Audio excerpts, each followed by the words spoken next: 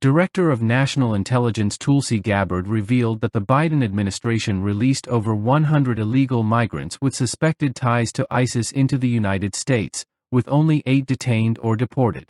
Now, you revealed that the Biden administration, I didn't believe this headline, that they deported only 8 out of 100 illegals with ties to ISIS.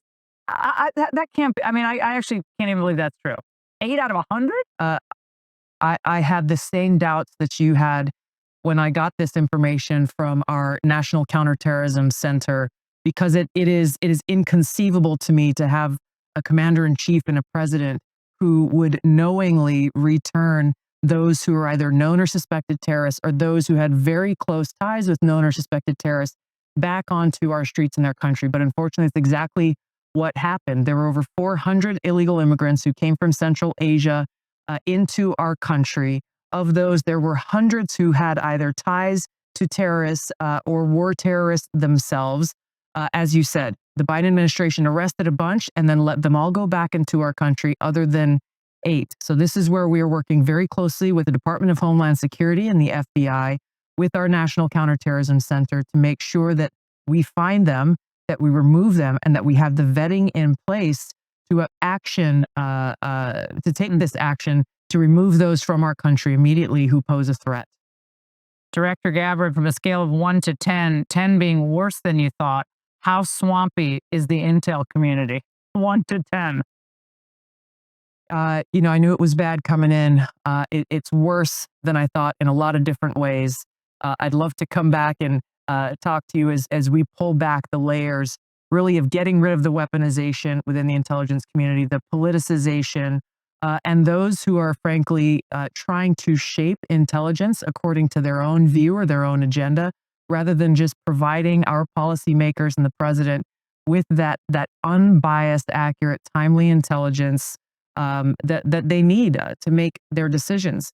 This example that we just talked about, where the Biden administration released these known or suspected terrorists or those with links to ISIS terrorists back into our country, you look at the dereliction of duty of that, but you also recognize this is one form of that politicization, where the Biden administration was so afraid of being labeled Islamophobes. They took this pro-Islamist bent in endangering our own nationals that we see in that example, but we've also seen with the pro-Hamas, rallies on streets across the country and the riots. And so we see now with President Trump, he and I and others on the national security team are focusing our resources back where they belong, on keeping the American people safe and getting rid of. Gabbard made the revelation during an interview on Fox News, citing information from the National Counterterrorism Center.